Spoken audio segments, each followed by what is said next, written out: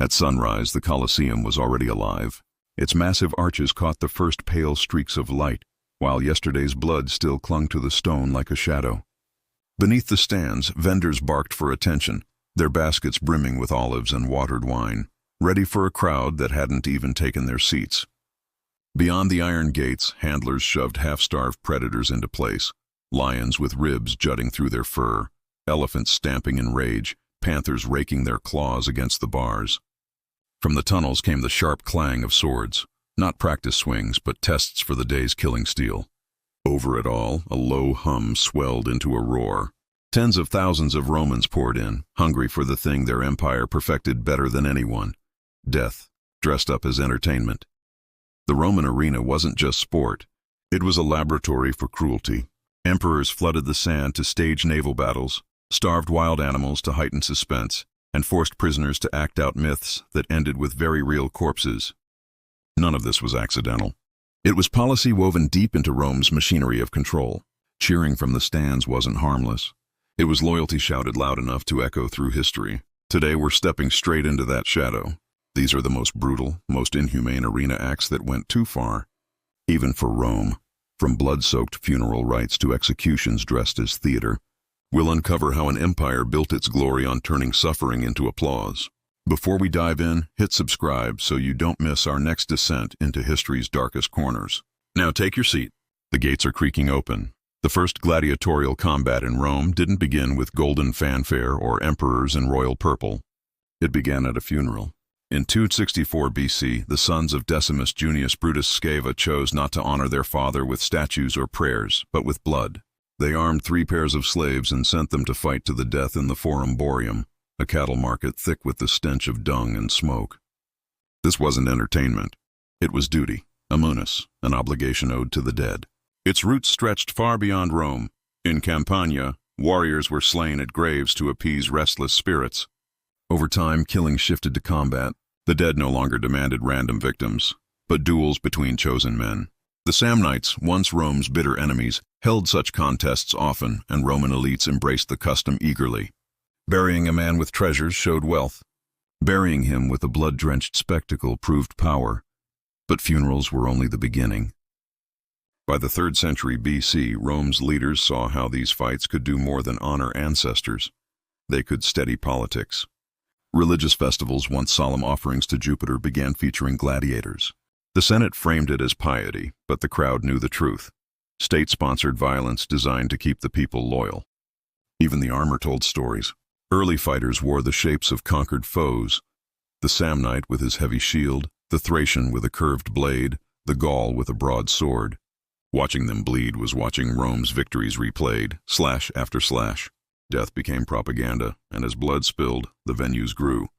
Temporary wooden stands gave way to permanent amphitheaters, temples to violence where thousands gathered. The games no longer belonged to grieving families.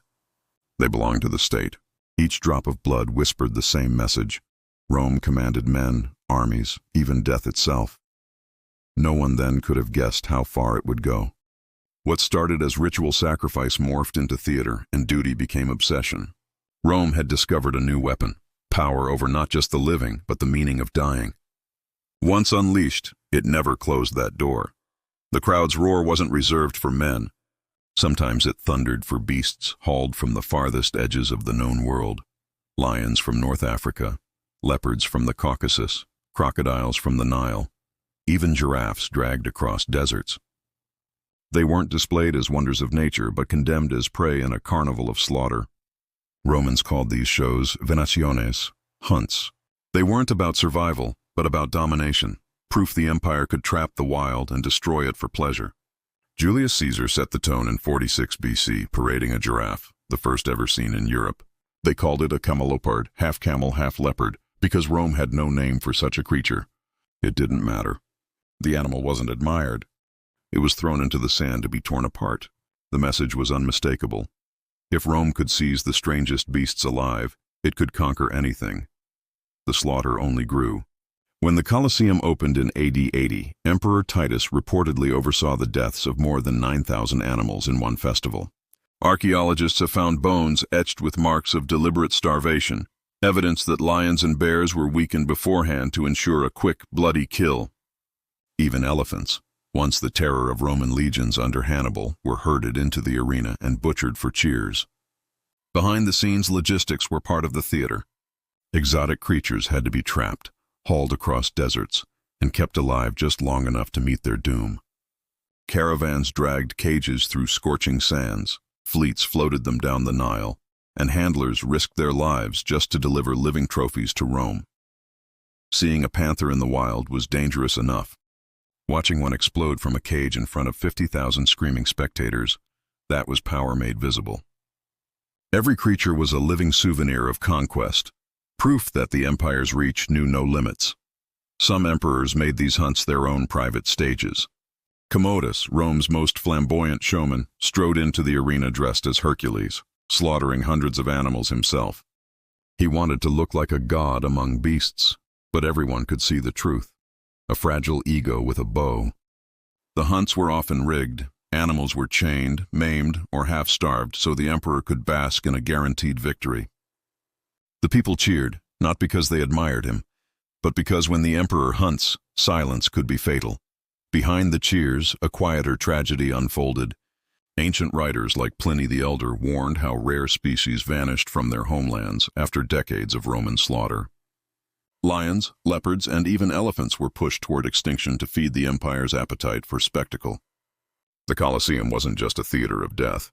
It was an ecological wrecking ball. But for Rome, extinction didn't matter.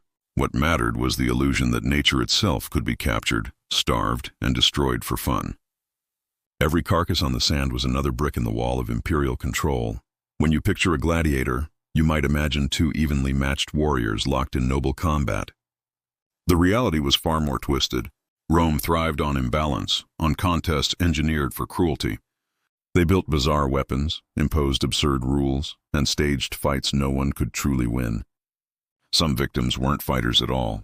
Prisoners and condemned criminals were shoved into the arena dressed as clowns, handed wooden swords, and sent to die against seasoned killers. The crowd jeered as the doomed flailed and fell, public execution neatly disguised as sport. Even the weapons became characters.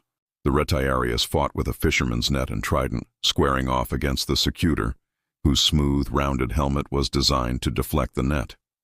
It wasn't pure skill. It was suspense, a living riddle of whether the net would ensnare or the sword would break through. Romans devoured that tension, even when the match was as scripted as a stage play.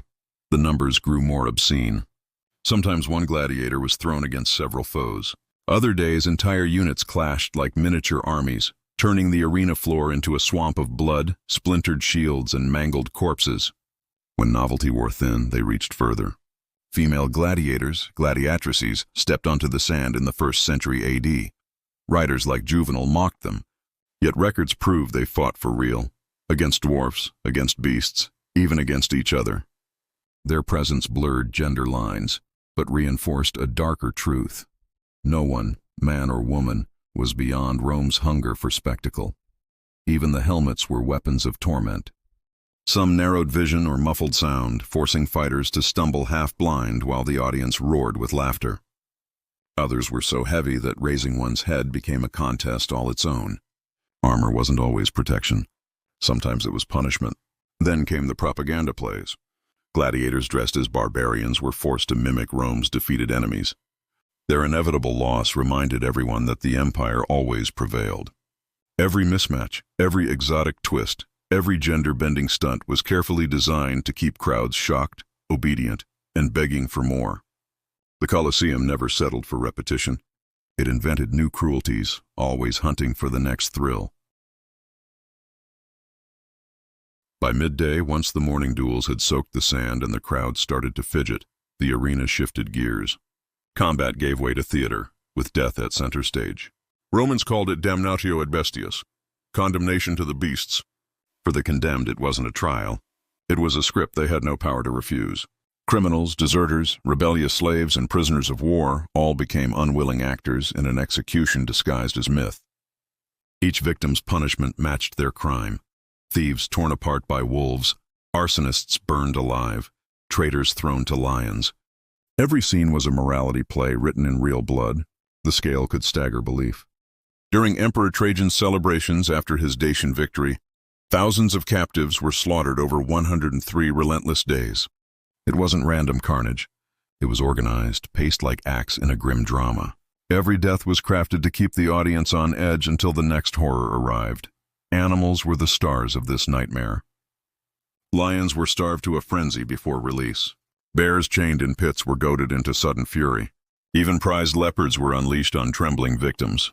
The uncertainty, would the beast strike fast or toy with its prey, kept the stands howling for more. Sometimes the cruelty came dressed as legend. Prisoners were forced to play doomed heroes. Orpheus, torn apart by wild beasts. Prometheus, chained as vultures circled overhead. These weren't stories anymore. They were blood-soaked performances, and the sand was their stage. Death in Rome wasn't always just death. Sometimes it was theater, bloody, mocking theater. For the condemned, it wasn't enough to perish. They had to perform their demise, acting out Rome's myths with their own bodies. Executions became grotesque plays where flesh replaced masks, and the script always ended in agony. The cruelty stretched far beyond wild beasts. Crucifixion, borrowed from the East, was staged right inside the arena. Men and women were nailed to timber while vendors hawked wine and children played nearby. Fire joined the spectacle, too. Prisoners were forced into the tunica molesta, a shirt soaked in pitch, then set ablaze, human torches writhing as smoke curled into the sky. As Tertullian bitterly wrote, they were living torches. These killings weren't just morbid entertainment. They were propaganda, warnings carved into living flesh. Defy Rome, and you would die slowly, with tens of thousands watching. Not everyone could stomach it. Seneca complained that midday executions hardened the soul, making men crueler as they watched. But his protest drowned in the thunder of a crowd that came not for justice, but for the thrill of punishment. Rome's imagination didn't stop with sand and swords. Sometimes emperors demanded oceans inside the city. Mock naval battles, naumachi, were spectacles on an insane scale, where water itself became a weapon. Julius Caesar set the precedent in 46 BC, digging an enormous basin near the Tiber, filling it with water and real ships. Thousands of doomed captives were shoved aboard and told to fight as rival fleets. They weren't actors. They were men condemned to die for applause. Arrows, catapults, and steel turned the basin into a slaughterhouse afloat. Augustus expanded the madness. In 2 BC, he created a basin almost 2,000 by 1,200 Roman feet, fed by a custom aqueduct, the Aqua Alsietina, just to keep it full. 30 warships clashed there, each crammed with prisoners fated never to leave alive. The message: Rome could command seas where none existed. Even nature bent to imperial whim. By 52 AD, Claudius went further, draining Lake Fucino to stage another naumachia. When the captives greeted him with the chilling salute, morituri te salutant, those who are about to die salute you, history gained one of its most haunting lines.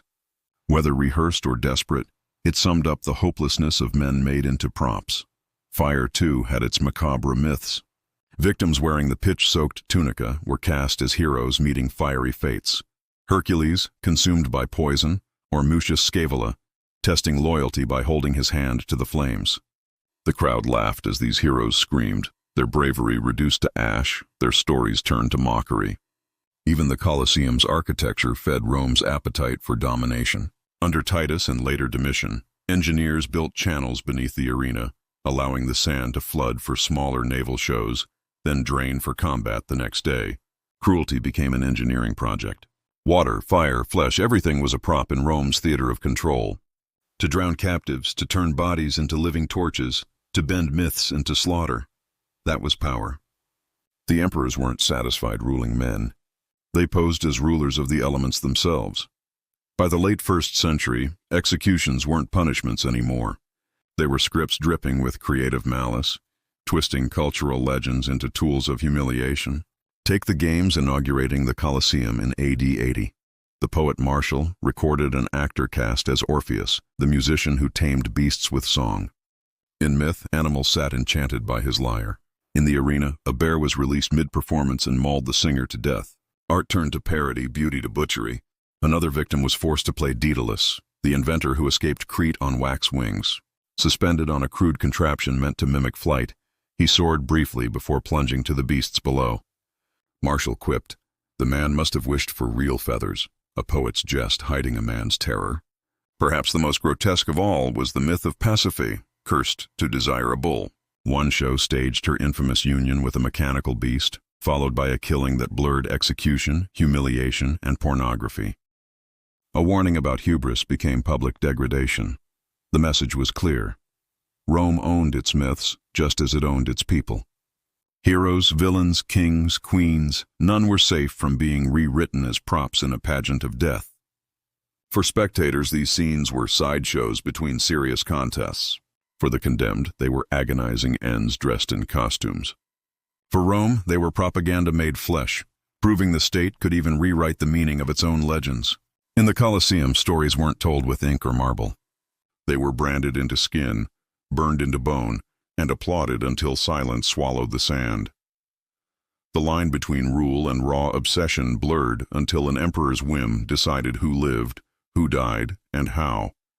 Caligula, infamous for his savage moods, once ran out of animals mid-show and casually ordered spectators dragged from the stands to fill the gap. They came to watch bloodshed only to become part of it. Nero, addicted to his own image, treated the arena as a personal stage. Prisoners were dressed as tragic heroes from plays, then executed in ways that mirrored their scripted fates. Nero called it art. Rome whispered, madness. Then came Commodus, the ultimate showman emperor.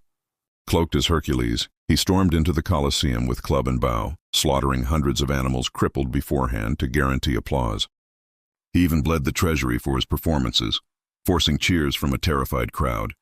Not satisfied, he faced gladiators too, but only with every advantage rigged in his favor.